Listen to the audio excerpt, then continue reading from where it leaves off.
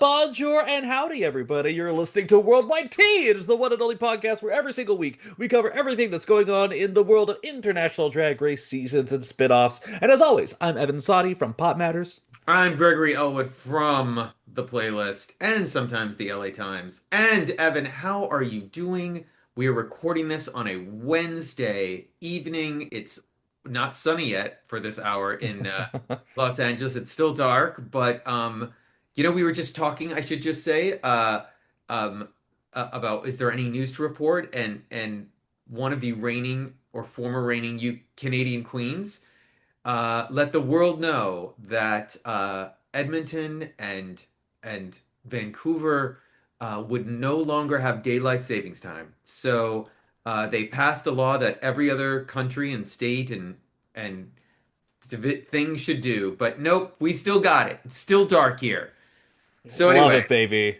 Love it. By the anyway, way, for those who are watching the video version, I just want to highlight Greg is wearing the world's greatest shirt of all time, which is, of course, the album cover for a spectacular, spectacular pop album that came out last year, featuring a notable Drag Race alumnus. Greg, if you want to give us a little bit more detail about the Nox and Dragonette. it's Knox and Dragonette, and this cover is of their muse, Aquaria. And in Mhm. fact, if you live in Chicago, if you live in Denver, if you live in Austin, and they added one other city, I think it might be DC. They have shows coming up at the end of the month. They're doing four additional shows. They did New York and LA before. And Mhm. if you're in any of those cities, it's so fucking good. It's like, even if you don't know all the songs, they'll play one or two you know. Aquaria is totally involved in the show. It's a must, and I think it's like probably 45 bucks. Like, I would 100% go if you can. Greg sent me clips from it when he was at the concert last, Yeah. and I think you it preceded it with saying, "Is there anyone who does anything as good as Aquaria does drag or something like that?" Because Yes. like we liked Aquaria, but she is like in character. She's in all the promos. She is Yeah. part of the stage show. Like it's just like she's basically a band member without making music. And and there's bands who've done that throughout the years, but it's just like it's just incredible. We love it. So We love it. and And yeah. she's a touring Asian. She just toured Asia. She was in Tokyo. She was in the Philippines. She's been in an international girl. And you know what, Evan? What? If she showed up this episode on UK versus the World 3, I think she could take the crown. I might be wrong, but she might be able to. What do you think? I'm just trying to think of what other or remaining queens from UK versus the world could collaborate with bands in this capacity going forward. And like, listen, I'm sure there's some really crappy indie pop group that could use some of the people from the scene. But at the same time, it is still a delight. The thing, I also feel bad before we jump into the episode for Yeah. episode 6 of this. I keep telling my friends like in the group chat, I'm just like, well, season 18 in the US keeps going on, and they're like, I think I like it way more than you do at this point. But it's just the thing where it's like, listen, I at this point with season 18, like it's kind of obvious, who's headed towards a win at this point. And for me, it's like the excitement is really coming from UK versus a season that Greg and I totally had like, well, we'll see what they're going to do with these queens. It's turning out pretty all right. The lesser of the UK versus seasons, but still very entertaining overall, personally. Yeah. I gotta say, if you've watched the 10-minute preview for this week's episode of season 18, uh, you can just tell in the edit. You can see where this is all going. They're not Okay. even really hiding it anymore. They've done the shift. If you know what, you can watch that 10 minutes and you can figure out who the top three are like that.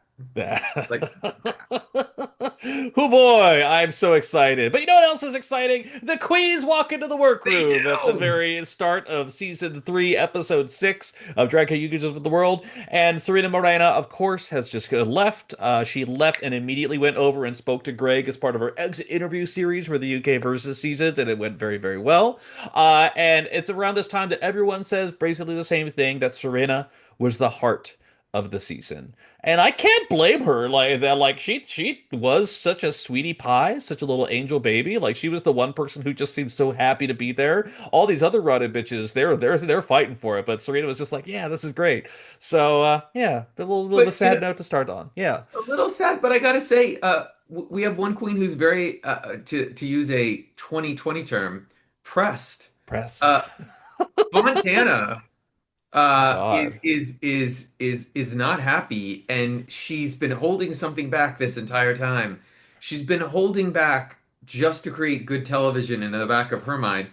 Um, that and she even prefaces it with I don't want to throw anyone under the bus, which always means you're about to. Like you're about to then throw someone under the bus. Yeah. Um, but she said that somebody said that they don't care if they're in the finale. A scandal in Belgravia. Oh my God, Greg, who would dare do such a bold admission in such a heated competition? And looking at her like, are you seriously bringing this up? Like it was clearly an offhand comment. It was the only Naomi. And the only Naomi says that was my mindset in the moment, and it was off camera, in private. Uh, and she says that in confessional, when they ask her about it later, she's like, "I'm angry at her, but I'm also angry at myself for being stupid enough, basically, to say it out loud." And like, the whole thing, it was like it made fun television, but I'm losing patience with Fontana. Like I Girl. like her. I was a fan of hers on Sweden, Yeah.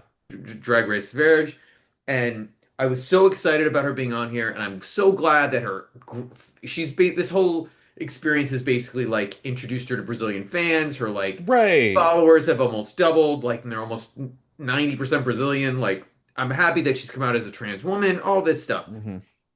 But it's also calculated. And she's doing so many things on the show that seem super calculated in a way that she thinks that there's a hint of desperation with her that is starting to 100%. grate at me. And 100%. she does not see it. And that's the wild thing. And it's just, I'm like, why did she hold this to now? Why couldn't she bring this up like, like this wasn't actually the time to bring it up. Bring it up the next morning, like when they're at the table. Like, why now? Yeah. It was Well, just because right, like it's the whole thing of like, why now? I mean, yes, there was. I mean, obviously, we just had a lip sync, and she's feeling a little bit vulnerable over there, so she's kind of lashing out a little bit. But this is basically like the evidence that you bring to the round table at the traders. This is like, oh yeah, yeah. well, I heard someone say this the other day, and there's this whole thing, and it's just like. It's such a non-issue. It's just this. It's like we're gonna make drama. She said one time when she was really pressed, "I don't really care about the finale." I'm like, and it's like I only want to be here with people that want to be here. And it's like this is stupid. Like And this by is the whole. way, Mariah, no, Mariah like grabs it like a free little puppy off the street. Like she knows that, oh, this is a chance to get into the narrative and to show everybody and the producers that I want to be here. I'm not like it's almost like it's like a wounded animal in Hmm. like the water or in the forest and like they're all pouncing on her because they know there's only six of them left and they are hoping that Hmm. this means she'll be gone the next week or the next day Right. or whatever. Right. Yeah. Um, Meanwhile, Gawdland's just having fun. Goblin's so unbothered. It's an absolute delight. And it just makes my day. But Greg, the thing is they come in the following morning and the conversation just continues. Yes. Because all of a sudden Fontana's like, just by the way, I want to say was very pressed and I was, get very defensive when I'm in my position. But also I'm not really apologizing and I just think the whole thing just left such a nasty taste in my mouth. It's just like, are you trying to make Only Naomi insanely sympathetic? Oh, Because that's they what you're bull doing. they bullied Yeah, her into apologizing. Like, what are you apologizing for? Like, you did nothing wrong. Like, right. if we have a chance to ever talk to Naomi, it's literally the first thing I want to talk about. Like that. And by the way, we have great things to talk about her this week, but like, my gosh. Anyway, we should say also that this week's guest judge, Graham Norton is back. But this week's guest judge is Lucy Punch, who I believe has also been a guest judge before. Um, I believe so. a comedian, very funny, very smart. And Rue shows up. And Rue lets the queens know that this week we are doing RuPaul's Fringe Festival Pair Challenge, which basically is a mechanism for them to explain to the British people a roast. Even though we are on what, the ninth, 10th UK season where we've had some form of roast, but we have to put this little slapdastical thing on it so that it somehow makes more sense. Because this isn't Fringe Fest at all. It's just a like It's roast comedy. It's comedy stand-up performance. routines. Yeah. Right, exactly. Be better if it was a roast, I'll be so real with you. But, we also Uh, just had one that Bones won in UK7, so yeah. we'll see how high the bar is. Yeah. And I should say, listen, if you're listening to this, you know that Zahirah lost.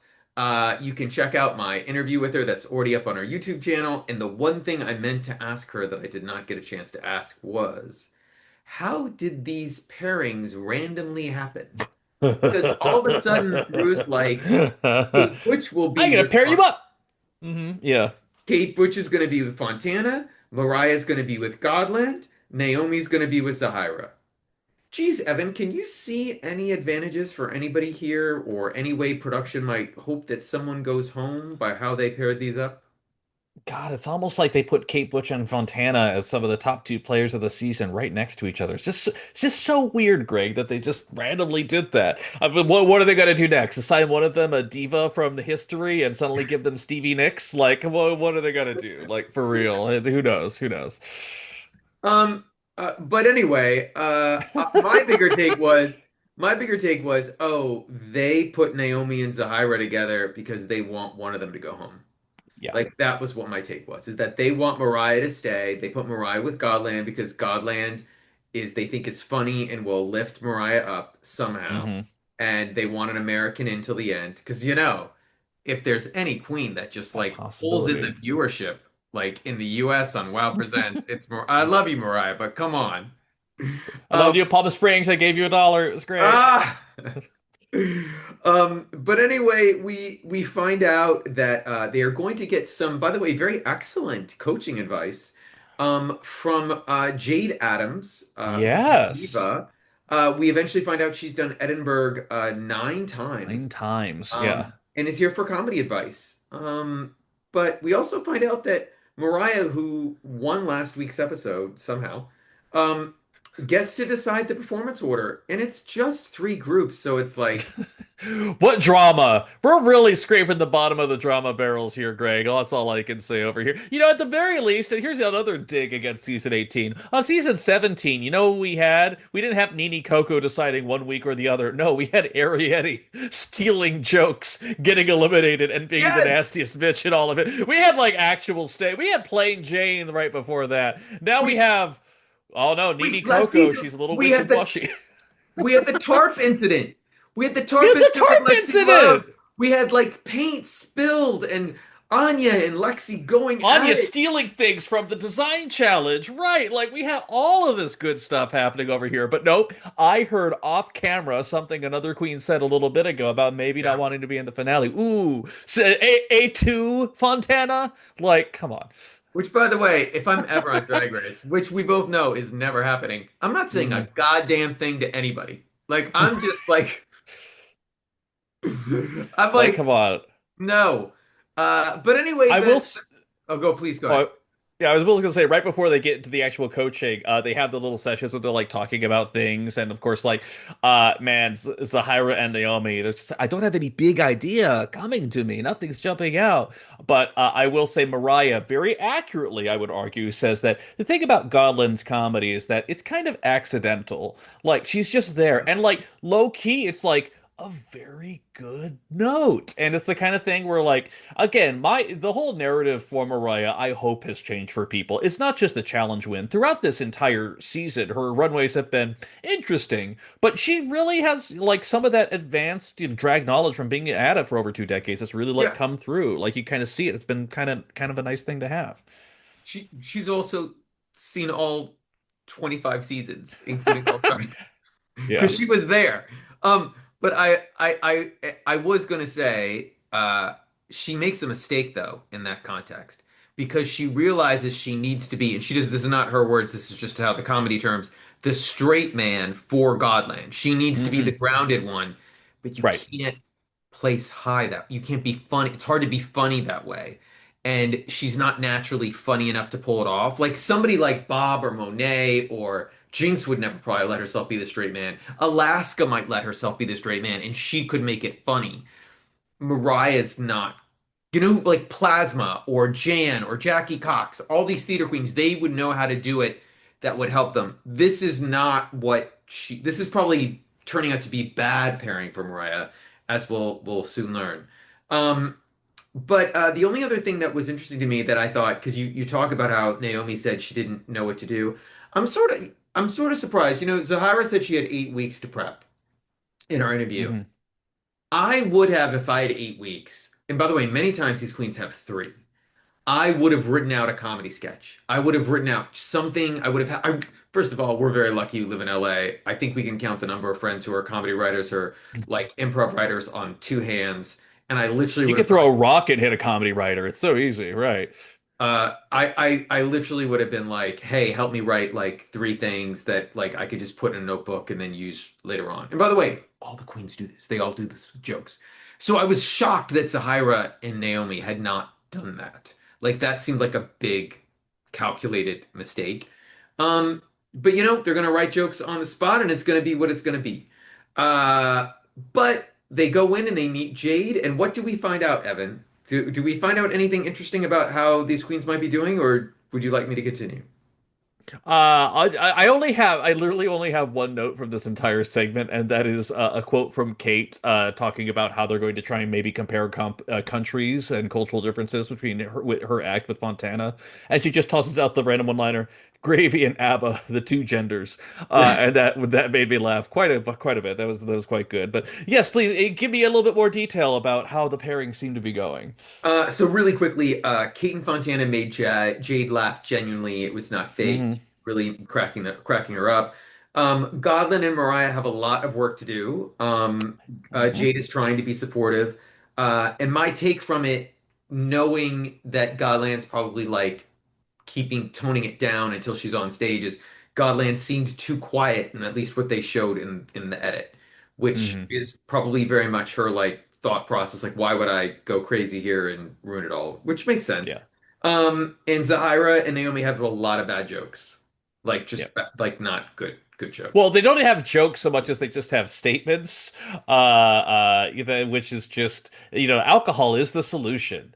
The solution to what? No, but you see, in science terms, a liquid could be a solution, and it's just like, oh, ho, ho, ho. And like the worst part is that man, like Naomi's English at this episode especially, I'm just like, she is so fucking fluent like she is incredible at what she does. I'm very proud of her. Like she's doing jokes and entendres and things like that, even something that isn't her first language, and she's doing it honestly kind of well outside of the fact that the jokes themselves are just so dry. And it's just Yeah. like I'm rooting for my girl so hard at this challenge, Greg.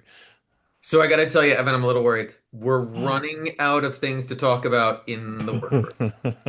We're literally 5 minutes away from needing to get Poopy Poison on a plane and having her just walk into the workroom and chat with them. Um, the big takeaways are Gawdland thinks being herself will be funny enough. That was a conversation out of mirror. Uh-huh. Hmm. And Naomi feels lighter after being called out. She feels like there's less pressure, perhaps because she realizes that all the girls are out to get her, and at least she knows, right? Hmm. Like at least she knows. Yeah. But anyway, we head to the stage for this challenge, not the runway. Rue comes out in a dress that's an inch too short, just a little too short. But loved her eyeshadow. If you go back and look at it, this is a Oh, beautiful that eyeshadow. matches it perfectly. Raven did a fantastic job there. Also, as a quick side note, in the event that Poopy Poison is unavailable to fill her duties, Lova La Diva from Drag Race France certainly will show up and be there. So don't worry.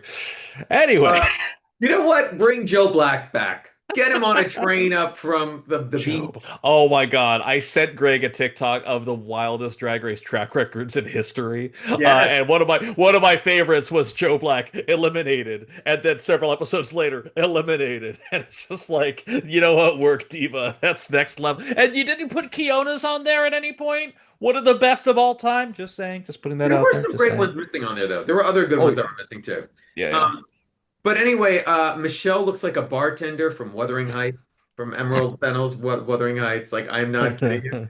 Uh, Yeah, but for those who can't see it on the Zoom call for whatever reason, it registered Greg right now as a thumbs down. So the thumbs I down who, emoji came up as soon as he who was talking about Wuthering Heights, which is just fantastic. someone at the NSA or some governmental agency just overheard us and was like, no, Bad, Yeah. bad joke. My favorite note about Wuthering Heights is that as soon as we got it over, because the setting for the house that they're living in initially is just so insane. My husband's like, "Why is it set in the Lemony Snicket universe?" And you know what? Many questions we could ask Emerald Fennel, who will never know why. She just do what she do. Anyway, What do you do? Up first for their performance at the Fringe Festival, Naomi and performance is a Zahirah. strong word. Evan, how would you like to describe what Naomi and Zahirah presented to us? So, like, real talk, Greg, man, they attempted. Like, the thing is that, like, it is easily the worst of the night, but it's not like the bomb that I thought it was. Like, it's not good, make no mistake. But per what we hear in the critiques later, just as a little thing, I will say that Naomi is present and she's acting, and I think maybe a little bit overacting. Like, she's doing camp, but like hearing a word and having to do a gesture for everything, like, it's a little bit overtly camp. But like, she's holding it together. The problem is that the jokes that just kind of gradually phase into like some kind of like country based humor and oh the fisting jokes that Oh, just happened there. Man, oh man. Rue loves a dirty joke up to a point. In fact, the point might be around the tattoo on the arm of Zahirah. Let's be so real with ourselves. There are a couple chuckles that do happen, but then you could see that turn on Rue's face when all of a sudden it just starts going bad, and unfortunately Zahira is kind of leading some of those jokes that are not in great taste, and oofda. What was your take, Greg? listen, I'll tell you this. I had 17 minutes with Zahirah, which is a good time, a good amount of Damn time. right. And Damn right. somehow did not get to also this question as well. So Zahirah, if you are listening, if you're bored next week, or if you want to talk about the finale in a couple weeks, come on back because we have probably about another 25 minutes of questions we have for you, including about that joke. Although she did a ton of interviews today, I'm sure the last thing she does want to talk about this Right. anymore. But I've written down all the questions for Zahira all the way on my arm, going right down to about. Anyway, continue. I I did think out of the two of them that Naomi's timing was much better. Like Oh her God, yes. comedic timing was better, but the jokes were not. They both their jokes were bad. Their Um, jokes were bad, and the worst part is that, like, and we talked about this a little bit before, where like as a performer, I feel like Zahira, she just gets stuck in this cadence. Like she can't really do characters. Like it's just not really in her like wheelhouse. Like she's just kind of just being Zahira. And the thing is that I'll say for her credit, Naomi can do characters. We've seen it on her yeah, multiple runway performances, even yeah, in the silent movie challenge last week. But she has genuine a personality that can slot into different situations. It's actually kind of beautiful to see. it is. I did write here that Zahira was even trying to like make fun of what her bombing, which can help, like which can like Hmm. she even like said, perfect fisting joke in front of a closed-minded audience. And that's not what anyone in the audience wanted to hear or Rue wanted to hear. So it like went badly. So I felt bad. But up next were Mahira. Myra, Myra. Oh, I love Mahira. I Ah, love Mahira Mapata. She is Mahira. such a great Mahira queen. Balenciaga. Uh, uh, Balenciaga. uh, anyway, Anyway, Mariah and Gawdland. How would you describe Mariah and Gawdland's experience? I think it's Fontana or I think it's Naomi in the confessionals afterwards that has the best explanation for it, where they basically Mariah knows that people like Gawdland and she's funny, and Rue likes her and thinks she's funny no matter what she does. So built the entire set around Gawdland just saying and doing things. Yeah. And for the most part, I would argue the set was effective.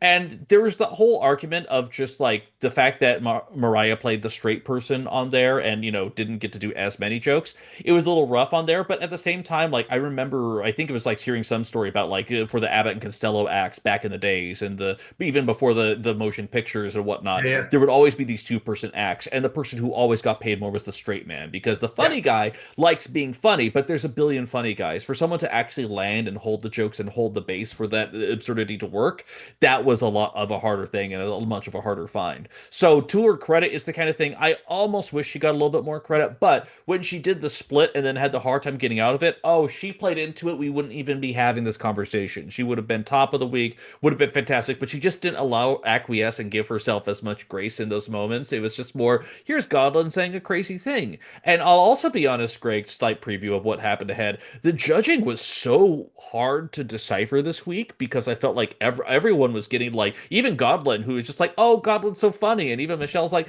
yeah, you were just being there. You were just saying things. And it was just kind of like, damn, read her. Like it was so fascinating. Well, I mean, the Godland case in particular, I think that was Michelle being like, that was Michelle's way of saying I wanted to see more, and Rue basically being like, I don't care, I thought she was hilarious. I'm gonna cry." Right. Yeah.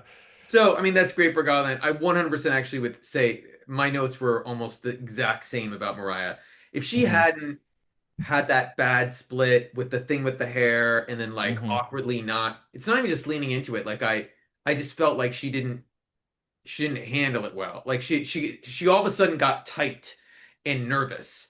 And I thought that sort of ruined the energy for her for a little bit, for a second.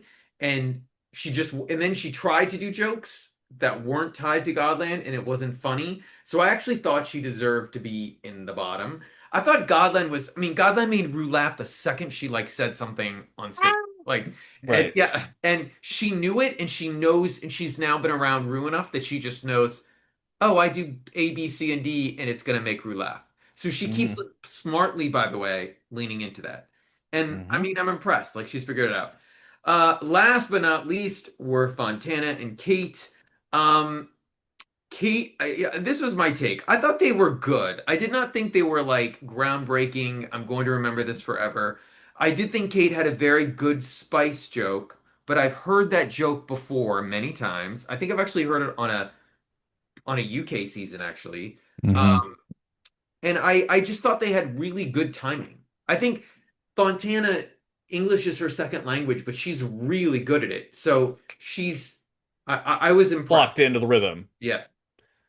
I don't fully agree because it's the kind of thing where like I what my basic note was rushed but very basic and like it did its job. Yeah. It did exactly what it needed to do. It was not a breakout performance, but also it was so clear that Kate was in control of the room. And it's the kind of thing where Oh, it's like it's low key, and I mean this with all the kindness in my heart whatsoever. It kind of reminds me of Van Gogh winning all those design challenges. Van Gogh, friend of the pod, our best friend for the record, I think is obviously a very talented queen. She's a very good designer. But even per what she said, if you heard our exclusive interview with her, she didn't have to do too hard because the rest of the queens just weren't good. And I kind of feel the same way with Kate in these comedy challenges too. She's a pretty good talent. These jokes are pretty good. They're not like life changing. This isn't Tia Coffee during the wedding roast from UK versus the World Season 2. Like this is like pretty good, but the problem is that everyone else is just not great. So it's kind of easy for her. And low key, Fontana, she had good rhythm, she had good timing, but also it kind of just was there. Like she did a good able job, but I didn't have anything specifically to highlight her performance outside the fact it was like comedically competent, you know? I think there are about 10 other queens who've been on UK who would have easily beaten Kate in this. And not that's Even by the way, we're Marmalade. I'm not not even kidding. yeah, we're not trying Like to yeah. I'm not trying to throw Kate under the bus, but again, I feel as though this whole Under season the has been bus. under the bus. I feel like this season has been so set up for her, um, Right. in this way that by having this challenge at the end, just BBC gonna BBC. But With that said, though, Greg, it's the she kind of was thing where like good. her, right, and her winning the girl group challenge. That's like, you know what? I do think she was the best. Kind of a stretch, but you know what? Okay, I can see it here. For this, like, spoiler alert, she wins. She just it was unquestionable. Like she was the best person on that stage. I think overall in terms of successful joke delivery, like But it as a reminds me of mechanism. like Ginger Johnson winning challenges on her season and being like, Yeah, but like, yeah, that's fair. Yeah, okay, I guess you yeah. won because everyone else sucked. Or like when Ella Vidae won a couple challenges and you're like, Victoria Scone's gone, so I guess you won. Like yeah. Anyway, and by Man, the way, Ella I the watched Day. those queens. Listen, Yeah. we did forget to do our mantra at the beginning. Oh We my do God, not thank you. Yes. we do, and I'm gonna get it wrong because I'm so excited for this. Evan has it so right. We don't come for any of these queens with hate. We come with them for love. We are international journalists, and we might not know every single thing about a culture. Although, to be honest, about the UK, we know pretty much everything. But we do not mean any disrespect. And if we get something wrong, please correct us. Let us know. Contact us. We are incredibly humble in what we do know and what we don't know. But we do know a lot about drag. So We are going to That was pretty good. That was that was quicker pretty than how good. I do it, so I gotta give you credit No, there. Right? yours is Yeah, way better. You have a much better. No, yours is much better. yeah, But it's time for what I thought was a pretty fun runway. Like yeah. way better than the beige season 18 runway. Although Oh, my girl jeez. Juicy and that fucking Keller Rocha amazing look, so good. Yeah, Um, incredible. Anyway, up first is Gawdland, and she comes out in this uh mask. She says she is doing that. She says refers to Thai human puppets. It's like a cultural thing. I hope I'm getting that correctly. That's Um, correct. and she turns around for a second, so her back is facing the judges, and then Can't. Mhm. flips over a coat. It's not really a coat. That's wrong. But she flips over the dress, and it turns into this beautiful blue and gold look, and it just shows off the stunning headpiece that she has on. What did you think of this look from Godland? Fantastic. Like the other day you made a note about her runways in Thailand and how we've been telling people not to watch it. And so I just did a quick like go through the gallery lookbook of all her looks on Thailand season 3. My God, they were so bad. They were so fucking bad, Greg. Yeah. The queen that you're seeing now on UK Versus is not the same queen we saw in Thailand season 3. And looks like this kind of epitomized that too, where it's just like this going to be go down as an all-timer? Will this hit win a worldwide T award at the end of the year? I don't think so, but it's still very good. Like it just does its job. And in terms of RuVeal, some of the other queens didn't have that same effect, and I thought she did a fantastic job. So yeah. Yeah, I mean, she was basically high this episode, and I don't think Hmm. if you had ever thought Godland's going on an English-speaking season and she's going to be high in the roast, no. I mean, she's Mama. she's killing it, and the only people who can is the BBC. So up next is our girl Zahirah, and by the way, in her interview, she was pretty honest about this, that she did not believe this was one of her best looks. She knew it Hmm. before she went out. She's trying to sell it. But she's like, she has a whole bunch of things she's saying. She's like, globes off, bolero off, choker off, ready for my reveal. And it's a pink initial dress that short skirt that flows into a blue one. And my take with it is that the jeweled headpiece was the best part. Uh, Girl, girl, the headpiece and the makeup were fucking phenomenal. Like yeah, this is like I would say that the Mystique Scarlet Witch look she did last week was probably the best thing she did. But my God, the details in this headpiece and eye makeup were just absolutely incredible, and it almost did a disservice to this basic ass dress that she had there. In fact, I think it was Judy Punch, the guest judge, who gave the note about I wish that some of the jewelry that you had in the headpiece had migrated down into either iteration of the dress, and I or fully agree. Fully agree. yeah, Right. the skirt itself once it revealed was a little too plain. But Yeah. but I still thought it was fine. I didn't think it was Right. bad. Uh, Yeah. Up next was the Only Naomi, who continues to quietly kill it on the runway with a white swan to the black swan. She sold it so well. She made it work. Other queens might have fumbled with this. And then, and she won't explain how she did it, black tears come out of her eyes. I, I, here's the thing. If you were just to look at the dresses themselves, the dress itself, it's fine, it's nice, but she sold it so well and Right. like performed it basically so well. Um, I thought it was fantastic. I think it showed what a world-class queen she was, and that's what I was really impressed with. This is it's one of the things where seeing this runway is just for me. It's like, you know what? This is what I want from a all-star season. I want to see a queen who didn't do especially great on her last one, just murder the stage on here. And like we again, I saw and I highlighted it when we did our Worldwide Tea last the other year, talking about or the talk about the all-time lip syncs. I did think in that lip sync when she got eliminated from Germany, she showed a lot of potential. And my God, to see it explode the way it does through her runways, through her performance, through everything else like that, I do think Gawdland has the best package out of anyone here, Yeah. but I do think Naomi has the second best, pretty much like by a sizable margin. Sminty could have been the second best. We'll never know because she hasn't posted all of them. But yes, I think Naomi and Sminty have been utterly incredible. Absolutely. Oh boy, up next is Mariah Balenciaga. And you know what, Evan? This is not even Dry Closet. I am convinced she borrowed this from someone. I this is a I a gray cape tarp that she has covered over herself, and then she pulls it back to reveal A what? gray dress, A a gray gray outfit. outfit, which by the way, the outfit isn't bad. It's like Right. interesting design. I would go on Polymarket and bet that this was not even in her drag closet, that she borrowed this from someone. What did you think? What am I missing about this reveal? It's not a reveal, and low key credit to Michelle for calling it out on And stage. Just like Rue! this is not a reveal, Mama. This is a coat you took off. And I love that she has the Lady Liberty spikes on her head, except they're facing forward like a demigorgon. So it's just like, ooh, I don't know what this is, and it's just like it's there. It's something. She's yeah. It's not her best, Greg. I hate to break it to you. I'm so Not sorry. her best. Yeah. But she's skirting by.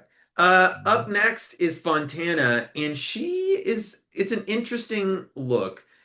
She comes out first with a suit, and then we see that the face is literally a human face because she's revealing the person inside, and it's this human skin, like the skin's off, so it's like the muscles and everything underneath, but also dragged up, like full of like stones and whatever.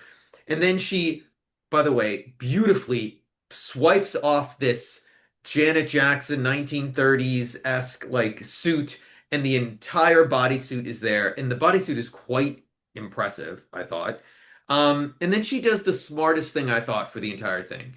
She takes off the face and shows her real face. She was not taking any chances with this look. She was not taking that the judges would say, but we didn't see you.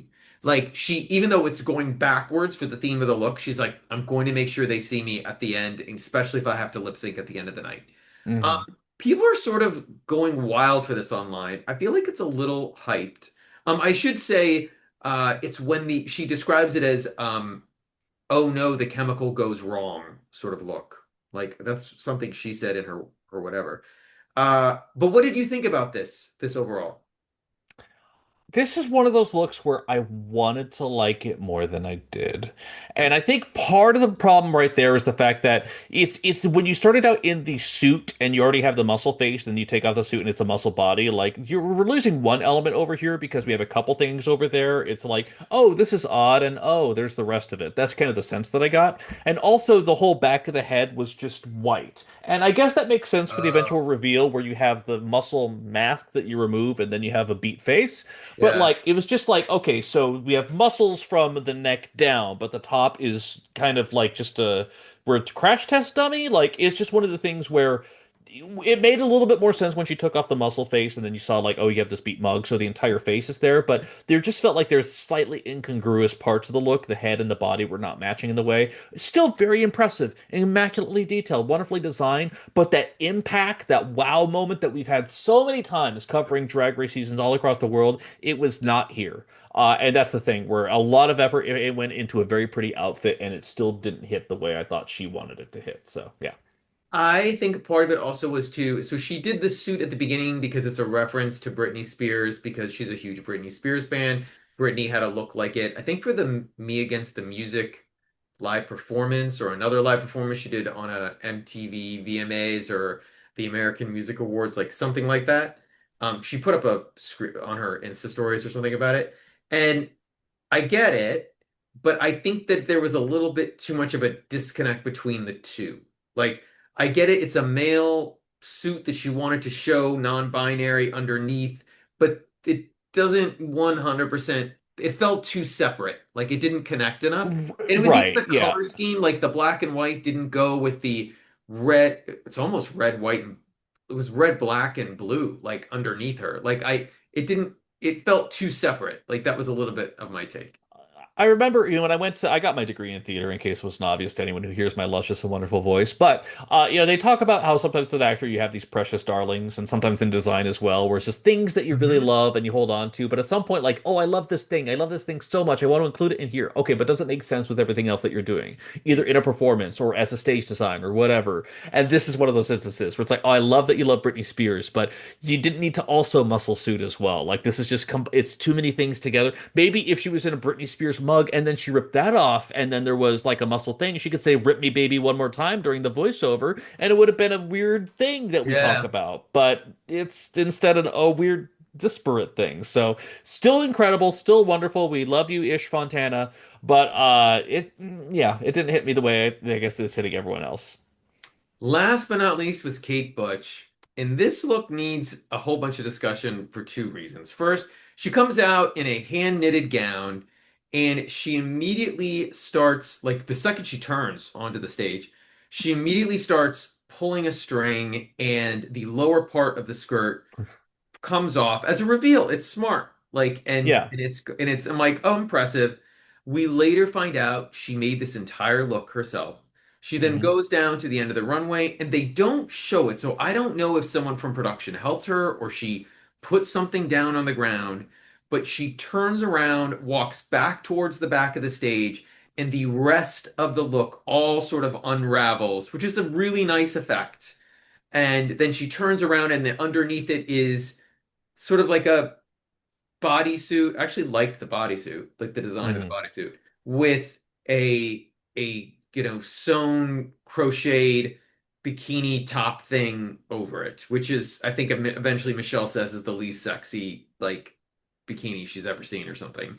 And I just do want to say like Kate's proportions here look fantastic. Like she's not skinny, and I don't understand how she's like making herself look so skinny on this stage. It's quite remarkable.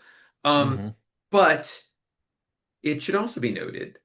Do you know where the idea of this look came from? No, tell me. So on a famous episode of The Pit Stop with Uh-huh. Bob the Drag Queen and Yes. Peppermint. In fact, it's Mhm. the one where The Peppermint. fashion. No, actually, Yeah. it's the follow-up to Oh, it. It's not. I okay. shouldn't say that. But it was the one right after. Bob brings up the idea about if we were ever to go on Drag Race, he would hand crochet a look and that would do this. Hmm. And this view had like there's no way Kate never saw this. Like Right. and so I love that Kate pulled it off and it was great.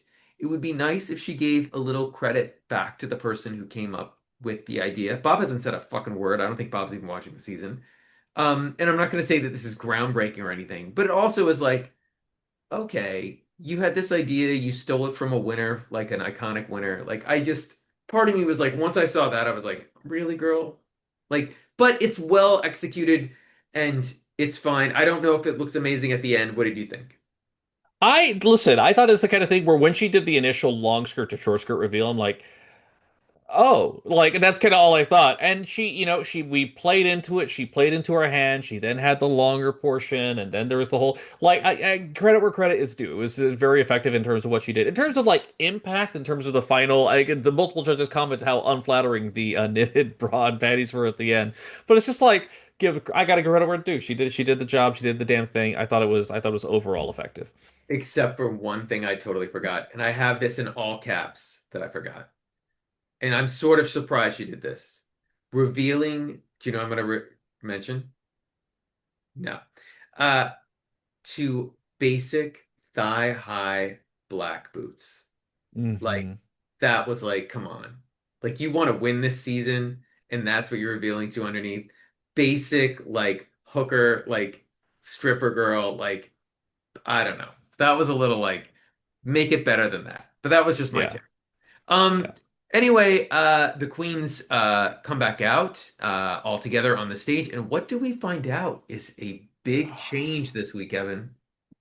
There is no more Chippy Tea, Greg. The Chippy Tea is it's no Golden Beaver, I'll say that much. But the Chippy Tea has alas gone the way of the dodo. It is no longer here. Alas, sadness abound. I don't know how I feel about it. I might need several months of counseling in order to get over this, quite frankly. You know I love that Chippy Tea. You know I Mhm. thought it was super cute. So I want Chippy Tea. Wow, if you're listening, the three of us will buy it. I will buy a Chippy Tea t-shirt. Like I swear to God. A Uh, Chippy Tea? the Chippy Tea. But then we have some of the critiques. Did anything pop from you from any of these? I thought some things were interesting. For me, the biggest thing was just how fair it was. So Not Yeah. to jump ahead too much, but I do want to point out that in the workroom immediately following the critiques, it was only Naomi who says, "Hey guys, can I actually get a read of what actually happened on there because Yeah. I'm unsure of what happened." And I was with her in that moment too because it's just like, man, you guys really didn't do a lot of jokes, but you were leading the pack, and also this runway is immaculate. And it's the kind of thing where like it was kind of hard to really determine, like low key they can really diced everyone. Like I think Kate Butch out of everyone did have the most positive, even though they called the end result of the look fairly ugly. But like it was pretty even keel, even with Zahirah, who got terrible critiques for her comedy. It's just like, man, we didn't love this dress, but at the same time, I gotta be honest, girl, you did pretty good with it's like with this outfit and this headpiece especially. So like it was just tough because like it was such a mixed bag. Like, that's kind of how I was thinking about it. I mean, how did you feel? No, I totally agree with you. I was just looking over my notes of what everyone said, and I thought it was there were no real surprises. Like there's one moment where like Rue clearly disagreed with Michelle on Hmm. something. Oh, the one thing we should say we should really give Kate credit for is when she was doing the performance, she was the only queen that didn't use cards. Yes, And yes, yes, yes. that was Well, her and super. Fontana too. Yeah. No, Fontana had cards in front of Oh, her. she did. I didn't even Yeah, notice. yeah. Okay, got it. Kate was the only one, and that Gawdland might not have had cards, but she wasn't really, or she barely used them, I think. She But just screamed a lot, so she did scream, yeah. that did the job, right? But Kate clearly knew what she was doing in that context. It's funny you bring up that point about Naomi. By the way, I thought genuinely asking, like, "Hey, I'm just confused. Like, what's going on?"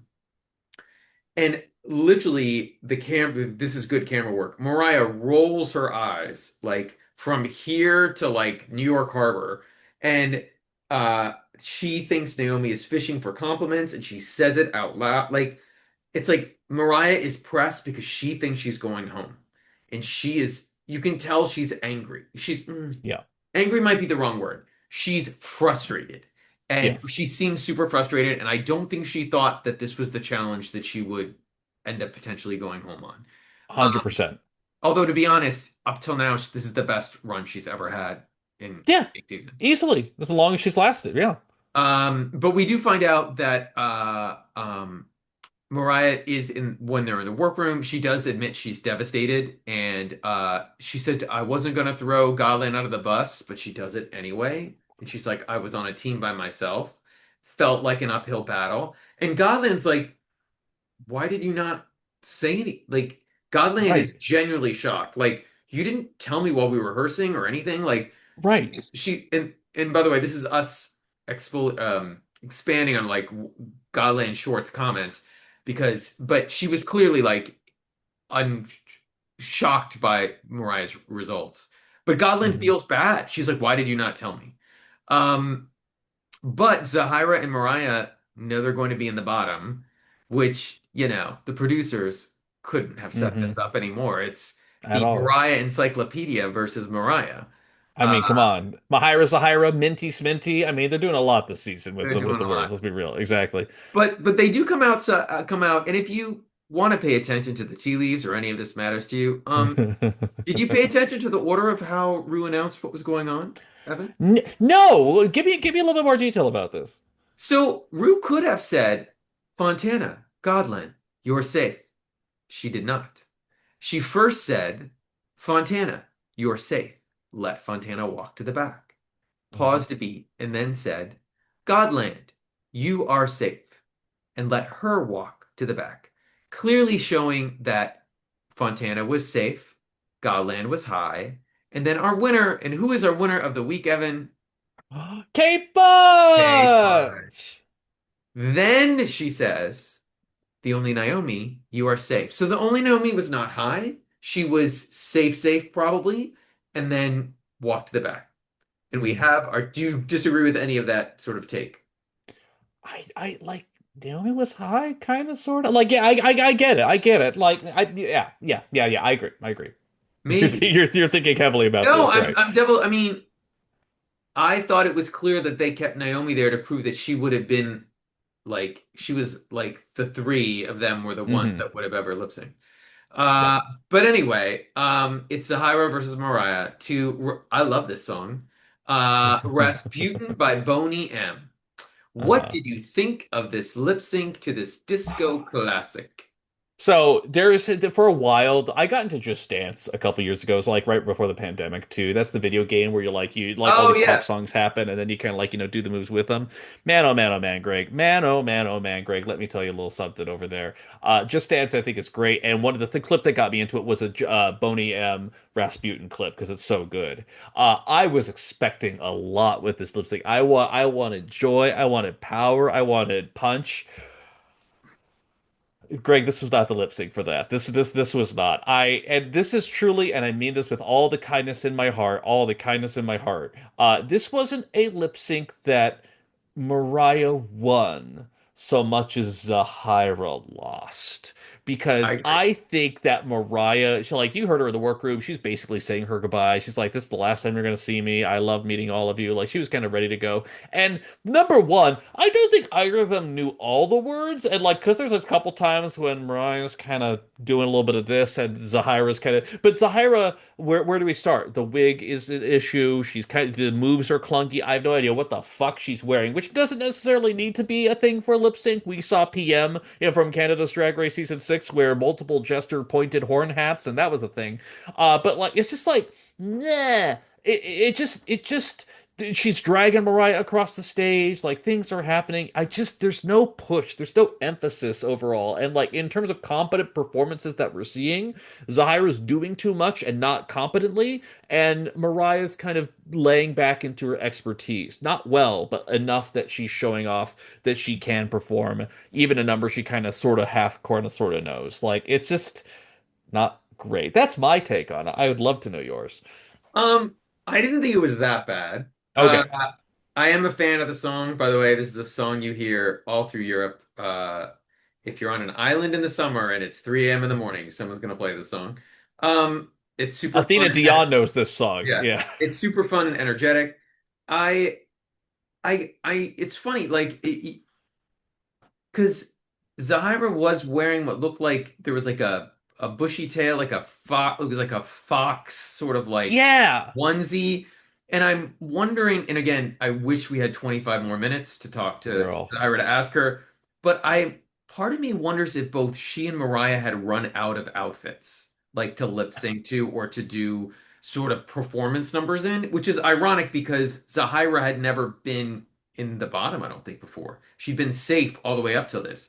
So Hmm. that was a little weird to me, but I don't understand that Zahira, why Mariah didn't have a bodysuit or a short dress to go into, because I could not understand for this song. I get that the dress looked disco-y. Why would you go into a full gown to do this song? Like you're a ballroom queen. Like you're not going to do a death drop. You haven't done a death drop since the first Bush administration, or if ever. But you would have walked more if you could have walked more. I that was really strange. I should say in our interview that Zahira revealed that yes, that was a planned bit that she and Mariah had come up with when she dragged her on the floor. Because if you'll notice, Mariah does not flinch when she grabs her and when they lay on top of each other and all that. But I thought it was the wig that did it. Like the wig Hmm. is why she lost it, and I didn't even in our interview. If you watch it, I barely got the question out, and she's like. I should there were bobby pins in the back. Why did I not bobby pin it? Like she Hmm. knew she made a mistake. She's like the second it happened, I thought bobby pins. Why did I not bobby pin this? Yeah. And it happens. It's life. It says I've seen worse things happen to queens with wig reveals. She says this has never happened to her in her entire career, and I do believe she's been doing drag for like 10 years. So that's sort Yeah. of like incredible. Um, but I would say Mariah was giving very Palm Springs, Hamburger Mary's, going around collecting dollars, like a pro's pro performance of this song. I did think Zahira had more energy, but she screwed it up like twice. Um, that was sort of my take.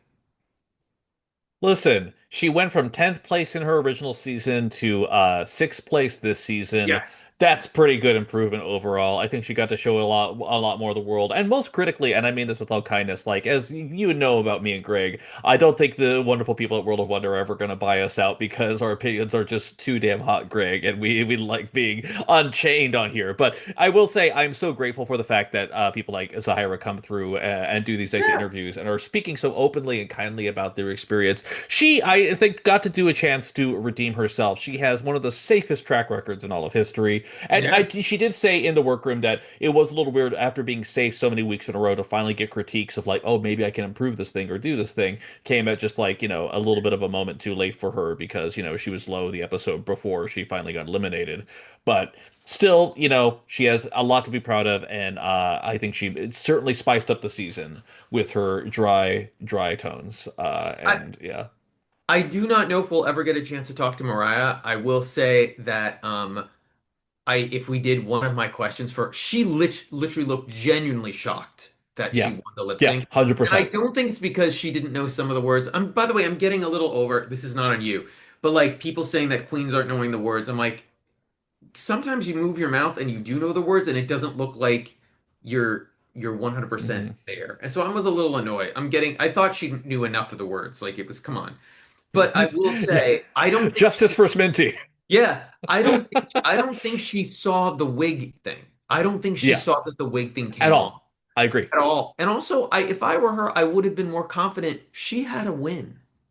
And Zahira had just been safe. It didn't Hmm. matter that Mariah had been saved by the chippy. Mariah, you had a win.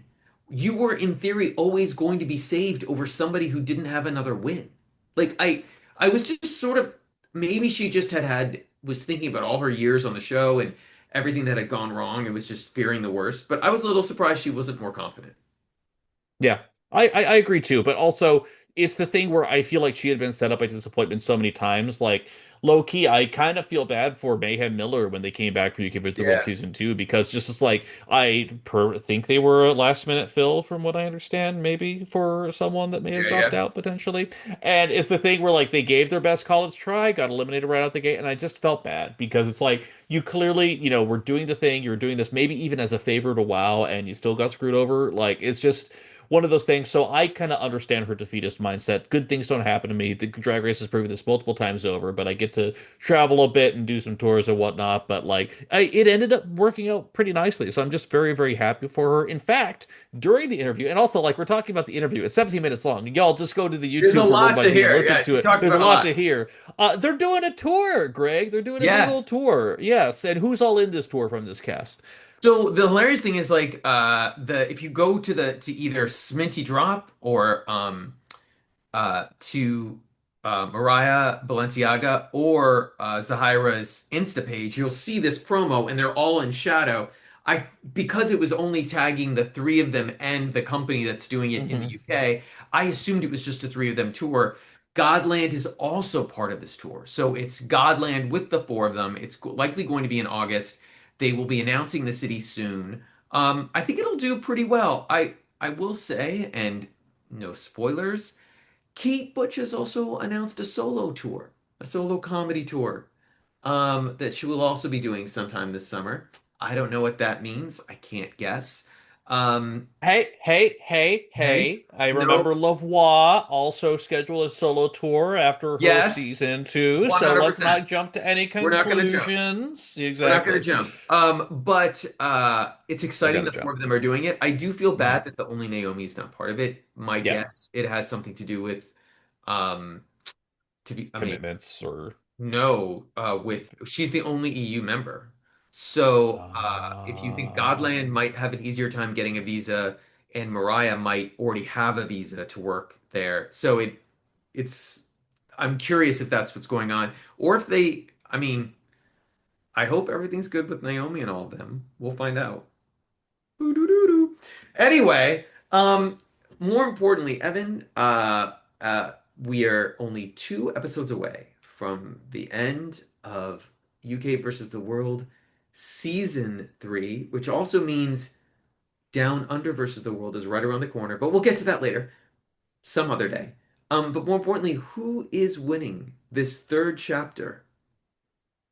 I mean, here's the thing. I think it's pretty obvious, but let's just go through the top five real quick. Sure. Kate Butch in the top five. Um, I'll be honest, I didn't fully see it. I like she did pretty well in her season. She only won one challenge, but there are other UK queens. We had Sminty drop. Low key, I didn't necessarily see it out the gate, so I'm very proud of her and her probably eventual crown. Fontana, top two on her season. It's the kind of thing where I know she had the guts to take it. Her being the top five honestly does not surprise me. She could have been a Yep. surprise early out. All Stars France shook up the game, y'all. But I still think overall pretty good.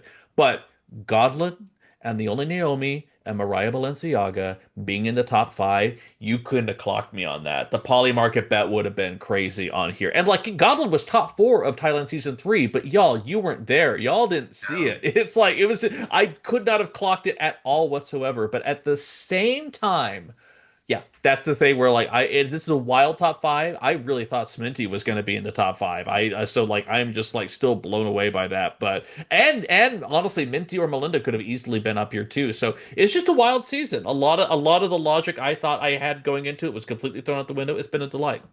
I did not think Melinda would make top four, but I thought she'd make top five. I Hmm. thought that Minty would make it way further.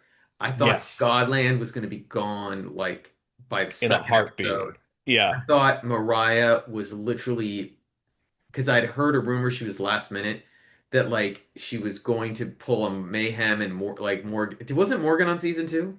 Who was on season two from the US? Oh no, Scarlet Envy. She made it all the way far. Yeah. She won a Um, challenge even. she Yeah. won a challenge. I thought she was going to pull a mayhem, pull A mayhem. a You can say mayhem pull a mayhem. We get it. like Exactly. super early. Um, and I had hoped for Only Naomi, but I also could have been like, oh, Only Naomi, they're gonna treat her like a Belgique queen and send her home right Right. away. Right, right, right, right, But right. then I remember that I knew what the casting was, and then I saw a video of her talking, and I was like, oh, her English is really good. So Mm. I was like, oh no, she's got a chance. But I remember, I mean, again, we do not want you. We will scream this from the mountaintops. Do not watch Drag Race Thailand season three. But I remember how bad when they were trying to get some of the queens to speak in English on Thailand, that Gawdland her English was not very good at all. And she was not and when they announced her for this, and I knew about it I was like, what is going Hmm. on? Like I was Hmm. really shocked. I thought it was going to be Sign Pushy like because she'd worked and lived in the US and like her English was Right, right, right. she instead did Salasian, which was really great for her, except for the last episode. But anyway, a whole other story.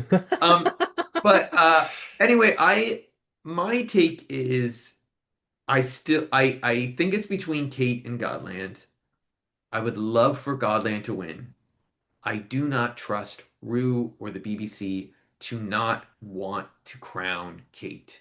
Kate is Taya Coffee. She is um, Ginger Johnson. She's Danny Beard. She's that they love that sort of queen. She's not the Vivian. The Vivian was much more multifaceted. But I just see I just she's sort of like the queen that the BBC and the producers repping the BBC think the UK audience wants. And that's my take. Here's my counter argument though. Point counterpoint, Gregory Ellwood of the playlist, is that I think that Gawdland might actually have a chance only because as much as BBC is going to BBC, if they crown a third UK queen in a row, they're going to have such a hard time getting I literally any international girl to show up at all. It's just I going to mean be UK All Stars at that point, like low like key. yeah, like it doesn't matter for Canada because Canada's now gone to All Stars, but at least if you were going on Canada, you could be like if they had done Canada versus the world instead of Canada All Stars, you could be a queen from another country go, well, they gave Raja O'Hara the first crown, like why would I not go? Brooke's gonna crown someone whoever thinks she's good. I have no faith in Rue with the BBC that they're going to do that. I actually think because Down Under is so like a shell of a franchise now, like that anybody could win. Like they won't care. Like they're just excited to have like some Down Under queens back on television. It doesn't cost Stan very much to make the show. Like if a Aussie queen doesn't win, say la vie. Um, but no, I mean if they I do worry. Again, we already are at the B minus C plus quality like all-stars here. Like, who's going to want to do it for a fourth season if they know they don't have a shot? I think it's I don't think it's a conspiratorial question. I think it's a legit question. But all I can say is that you know who I want to hear from? The Only Naomi. And while we don't know Ah, what's going to happen next week, all I can say is that she's in the comment section week after week, giving us the real tea, giving us the real sass, giving. It's been such a delight having the Only Naomi in our world. So thank you so much, girl, for that. And if you want to be part of the conversation, I don't know. Follow us on the Instagram, on the Bluesky, definitely on the YouTube, because that's where all the conversation do be happening over there. And yeah, follow us. Also, Greg's been doing a great job posting up our exit interviews on the Instagram. It's been fantastic if you get a chance to see it. More stuff's a coming. That's all I can say. But Greg, as always, a delight, a pleasure, and an honor. thank you, sir. So great. And everyone have a great week. And again, only two more episodes. What could It's all almost happened. Semi-final. We'll see what happens. Put semifinals? your bets in right now. Let's put bets. Bets in the comments right now. All right. See everyone. Goodbye. Goodbye.